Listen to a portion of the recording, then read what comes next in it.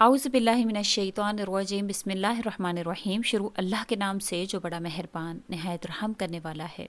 आज की वीडियो ऐसे माँ बाप के अमाल के हवाले से है जिससे उनकी औलाद हर मुसीबत परेशानी से बच जाती है। इंशाल्लाह उम्मीद करती हूँ आप इसको गौर और तवज्जो से सुनेंगे और वीडियो को एंड तक ज़रूर देखेंगे। अल्लाह करीम आपके हामी और नासिर हूँ। मैं हूँ मोमिना मेहरबान, आप देख रहे हैं मेरा चैनल पीरे कामिल। हज़रत अनस रज़ी अल्लाह तआला अन्हु रिवायत करते हैं, नबी करीम सल्लल्लाहु अलैहि वसल्लम ने फरमाया, अल्लाह ताला की जनाब में सिर्फ एक काम अगर कोई इंसान कर लेता है तो उसकी आने वाली औलादों पर भी अल्लाह ताला का साया कायम रहता है। वो हर तरह की बीमारियों से, परेशानियों से, शैतान के शर से वो औलाद महफूज रहती है और इसके असबाब जो दिल में होते हैं वो पूरे हो जाते हैं। सहाबा कराम रिज़वानुल्लाह अलैहिम अजमाइन ने अर्ज़ किया, या रसूलल्लाह सल्लल्लाहु अलैहि वसल्लम, ये असबाब दुनियावी माल रिस्क के लिए हैं या जन्नत के लिए भी हैं? तो आप सल्लल्लाहु अलैहि वसल्लम मुस्कुराए, इतना मुस्कुराए कि आपके दांत मुबारक साफ नजर आने लगे। आप सल्लल्लाहु अलैहि वसल्लम ने फरमाया, अल्लाह ताला किसी एक चीज पर नहीं सब चीजों पर कादिर है। यानी कि अल्लाह ताला ये हुक्म बजा लाए तो इनके आने वाली औलाद या मौजूदा औलाद या सब के लिए अल्लाह ताला का रहम हो जाए।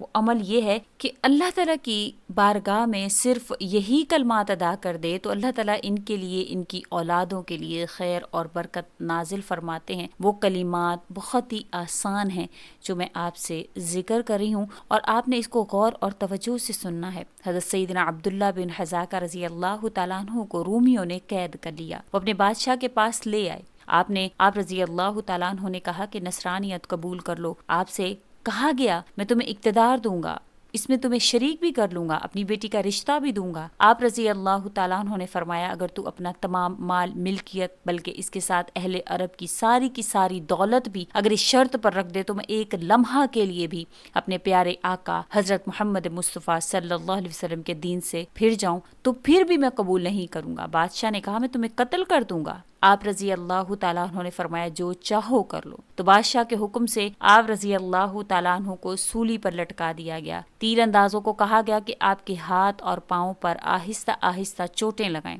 इन्होंने ऐसा करना शुरू किया। इस दौरान बादशाह बराबर आप रज़ी अल्लाह तआला अन्हु पर नसरानियत यानी क्रिश्चियन मजहब पेश करता रहा, लेकिन आप रज़ी अल्लाह तआला अन्हु सब्र और इस्तिक़लाल का दामन मजबूती से थामे हुए थे, डटे रहे। फिर आपने सूली से उतारने का हुक्म दिया गया आपको और इसके बाद बादशाह ने तांबे की एक देग तपाने का हुक्म दिया और एक मुसलमान कैदी को आप रज़ी अल्लाह तआला अन्हु के सामने तपती हुई देग में डलवाया।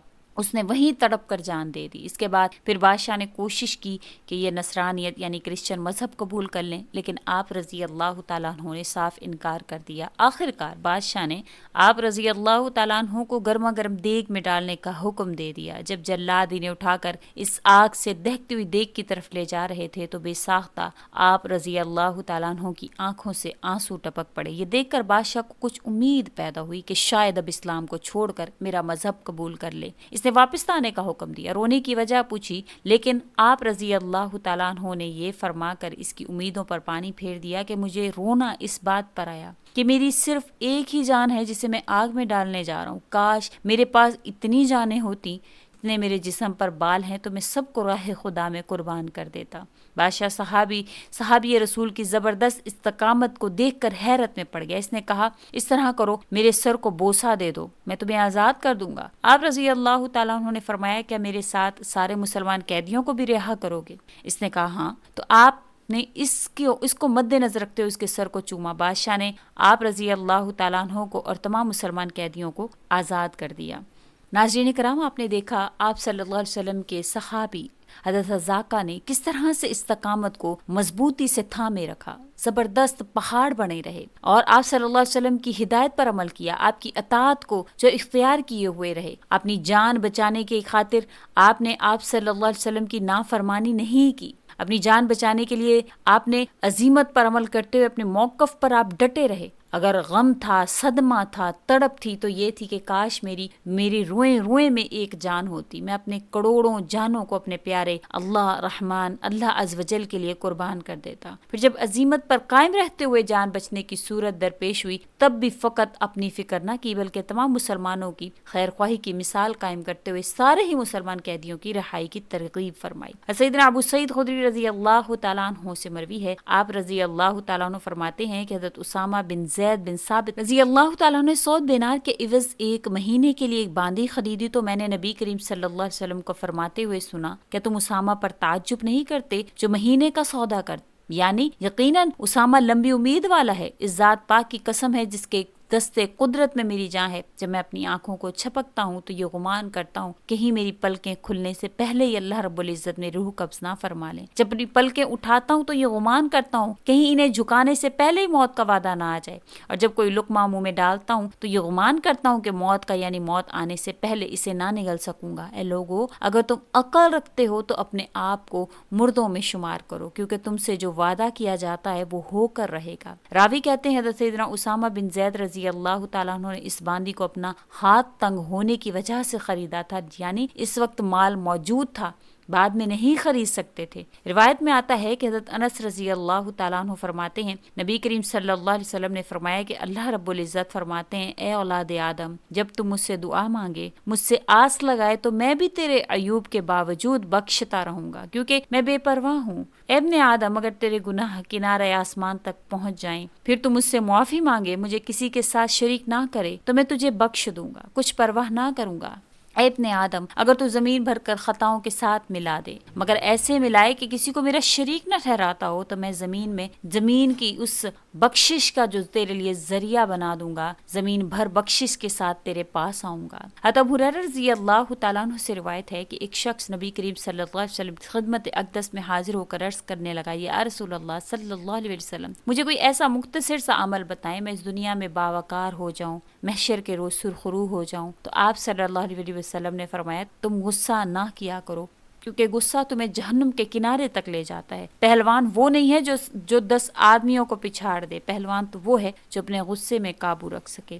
سیدنا سلمان فارسی رضی اللہ تعالیٰ عنہ فرماتے ہیں کہ نبی کریم صلی اللہ علیہ وسلم نے فرمایا مسلمان جب نماز پڑھتا ہے تو اس کے گناہ اس کے سر پر رکھ دیے جاتے ہیں، جب وہ سجدہ کرتا ہے تو اس کے گناہ جھڑنے لگتے ہیں، لہٰذا جب وہ اپنی نماز سے فارغ ہوتا ہے تو اس کے تمام گناہ جو ہیں وہ جھڑ چکے ہوتے ہیں۔ امیر المومنین حضرت سیدنا عثمان رضی اللہ تعالیٰ عنہ کے غلام حضرت سیدنا حارث رضی اللہ تعالیٰ عنہ فرماتے ہیں کہ ایک مرتبہ ہم حضرت عثمان رضی اللہ تعالیٰ عنہ کے ساتھ بیٹھے ہوئے تھے کہ اذان کا وقت ہو گیا، تو آپ رضی اللہ تعالیٰ عنہ نے وضو کے لیے پانی مانگا۔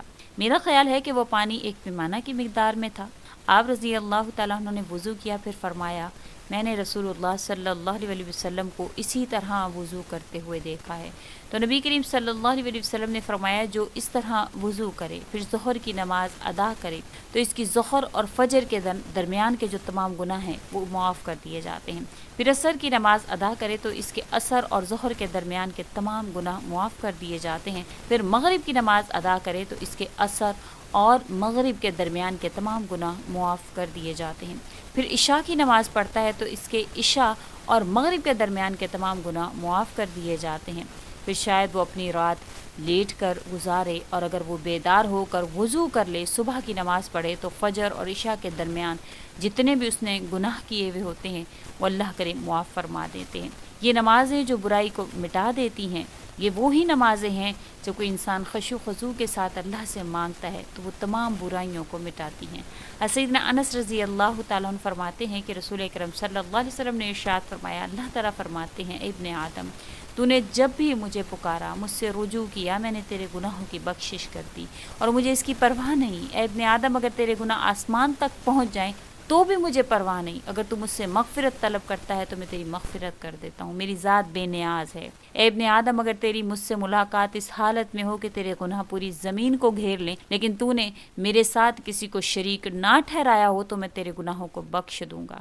سیدنا انس رضی اللہ تعالیٰ عنہ سے روایت ہے نبی کریم صلی اللہ علیہ وسلم نے فرمایا جب بندہ اپنے گناہوں سے اللہ کریم سے توبہ کرتا ہے تو اللہ جل شانہ لکھنے والے فرشتے کو اس کے گناہ بھلا دیتے ہیں اور اسی طرح اس کے اعضاء یعنی ہاتھ پاؤں کو بھی اس کے گناہ بھلا دیتے ہیں اور اس کے زمین پر نشانات بھی مٹا دیے جاتے ہیں، یہاں تک کہ قیامت کے دن وہ اللہ رب العزت سے ملے گا تو اللہ جل شانہ کی طرف سے اس کے گناہوں پر کوئی گواہ موجود نہ ہوگا۔ سب خوبیاں اللہ رب العزت کے لیے ہیں جو ایسے رحیم ہیں، اپنے رحم دل بندوں پر بے انتہا رحم فرمانے والے ہیں۔ وہ ایسے کریم ہیں جو نافرمانوں پر بھی کرم کی بارش برساتے ہیں۔ وہ ایسے رحیم ہیں کہ جب کسی گناہ گار کو اپنی لغزش اور نافرمانی پر حسرت اور ندامت ہوتے ہوئے ملاحظہ فرماتے ہیں تو اس کی پردہ پوشی فرماتے ہیں اور ان کی اولادوں کے لیے خیر و برکت والے اسباب پیدا فرماتے ہیں۔ ان کی اولاد کو اپنے سائے میں پناہ دیتے ہیں۔ وہ ایسے ہیں کہ دلوں کے بھید جانتے ہیں، نیتوں پر قادر۔ ہم اللہ رب العزت سے دست